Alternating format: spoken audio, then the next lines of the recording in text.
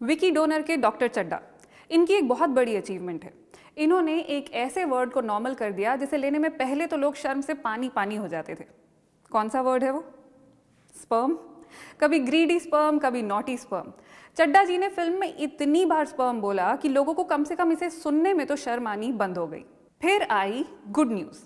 पिछली फिल्म में sperm donate हो रहे थे, इसमें एक्सचेंज हो गए। तो अगर आपको फिल्म की कहानी किसी को सुनानी है तो स्पर्म तो कहना ही होगा। अब जब स्पर्म कहने सुनने में शर्म नहीं आ रही है तो क्यों ना आज स्पर्म को ही समझ लिया जाए। नमस्कार, आप देख रहे हैं डॉयचे वेले हिंदी। मैं हूं ईशा भाटिया सानन और आज बात करेंगे लाइफ ऑफ स्पर्म के बारे में।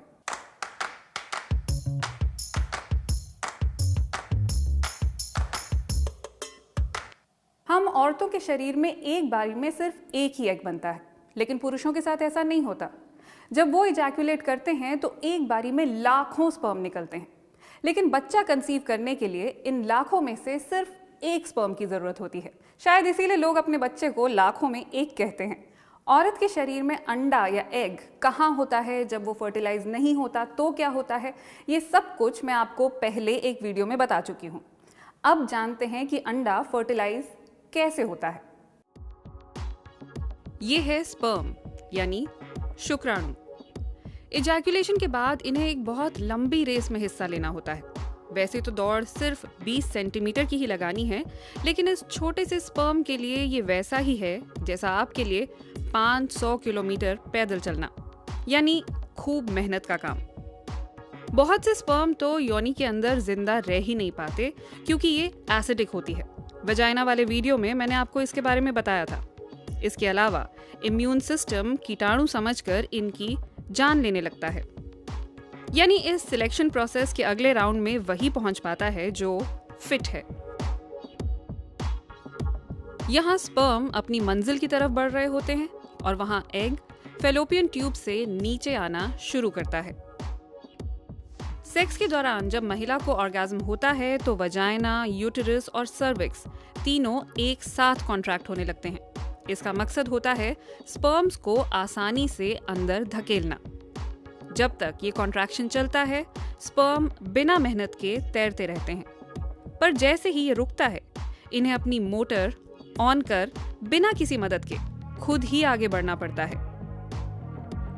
इजैकुलेट यूं तो चिपचिपा होता है, लेकिन यूटेरस के अंदर पहुंचकर इसकी चिपचिपाहट कम हो जाती है, जिससे शुक्राणुओं के लिए तैरना आसान बन जाता है।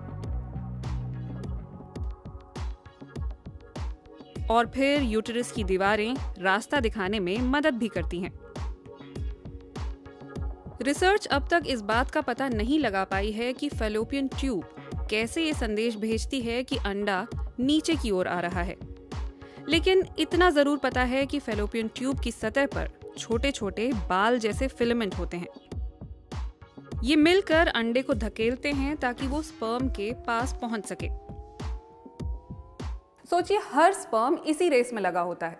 हर किसी की कोशिश होती है कि वो सबसे पहले एग तक पहुंच जाए। यानी आम जिंदगी में किसी लड़की को इंप्रेस करने के लिए जिस तरह से लड़कों के बीच में कंपटीशन चल रहा होता है, शरीर के अंदर भी वैसा ही कुछ हो रहा होता है। और जहां तक बात लड़की को इंप्रेस करने की है, तो ऐसा सिर्फ इंसान ही नहीं करते हैं। कुदरत ने लगभग हर जानवर, हर परिंदे को ऐसा ही बनाया है कि नर को मादा के करीब जाने के लिए बहुत मेहनत करनी पड़ती है। खैर, इस पर किसी और दिन बात करेंगे। फिलहाल देखते हैं कि हमारा स्पर्म कहां तक पहुंचा है। वैसे कई स्पर्म तो रास्ता भटक जाते हैं और फैलोपियन ट्यूब में ही अटक कर रह जाते हैं। इस दौरान अंडा प्रोस्टाग्लैंडिस नाम का एक केमिकल रिलीज करता है। ये केमिकल स्पर्म्स को सही रास्ता दिखाने का काम करता है। अब मंजिल ज्यादा दूर नहीं है। अंडे की सतह पर ग्लाइकोप्रोटीन्स होते हैं। स्पर्म को बस वहीं खुद को अंडे से जोड़ लेना है। और अब आखिरी काम बचा है। पूरा जोर लगाकर सिर अंडे के अंदर घुसाना है और पूंछ को वहीं बाहर ही छोड़ देना है। जैसे ही कोई स्पर्म ये करने में कामयाब होता है, अंडा अपनी बाहरी परत को सील कर देता है, यानी रेस खत्म। सेकंड, थर्ड, फोर्थ पोजीशन पर आने वालों का यहाँ कोई काम नहीं है। वो बाहर बैठकर अपनी परफॉर्मेंस को कोस सकते हैं।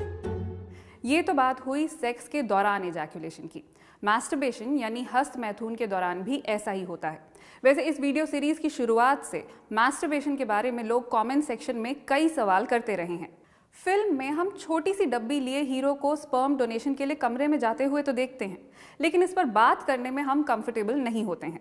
आप में से कई लोग लगातार सवाल कर रहे हैं कि क्या ये सेहत के लिए बुरा है, क्या इससे जुड़ी धारणाएं सच हैं। तो आइए आपके सभी सवालों के जवाब देते हैं और जानते हैं कि मास्टरबेशन के बारे में साइंस का क्या कहना है। अमेरिका में हुए एक सर्वे में 93% पुरुषों और 89% महिलाओं ने माना कि वो मास्टरबेट करते हैं। जर्मनी के आंकड़े भी लगभग ऐसे ही हैं। भारत में ऐसा सर्वे नहीं हुआ है, लेकिन दुनिया के ज्यादातर मजहबों में इसे बुरे कर्म या पाप से जोड़कर देखा जाता है। लोगों को इससे रोकने के लिए अजीब अजीब भ्रांतियां फैलाई जाती हैं, जैसे मास्टरबेट करने से चेचक हो सकता है, या फिर हाथों में बाल निकल आते हैं, या टीबी हो जाता है। कोई कहता है कि इसके कारण आप अंधे, बहरे और यहाँ तक कि पागल भी हो सकते हैं। साइंस और रिसर्च इन सब दावों को खारिज करती है, बल्कि ताजा शोध तो ये कहते हैं कि मास्टरबेट करना सेहत के लिए अच्छा होता है। इससे शरीर में खुशी वाले हार्मोन की मात्रा बढ़ती है, तनाव घटता है।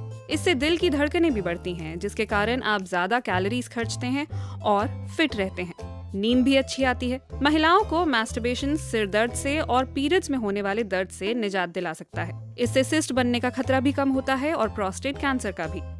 कुछ रिसर्च रिपोर्ट्स तो ये भी कहती हैं कि हफ्ते में 2 से 3 बार मास्टरबेट करने से पुरुषों के स्पर्म की क्वालिटी बेहतर हो जाती है, और पार्टनर अगर इस बारे में एक दूसरे से खुलकर बात करें तो वो एक दूसरे को बेहतर समझ सकते हैं, जिससे सेक्स में ज्यादा आनंद मिल सकता है।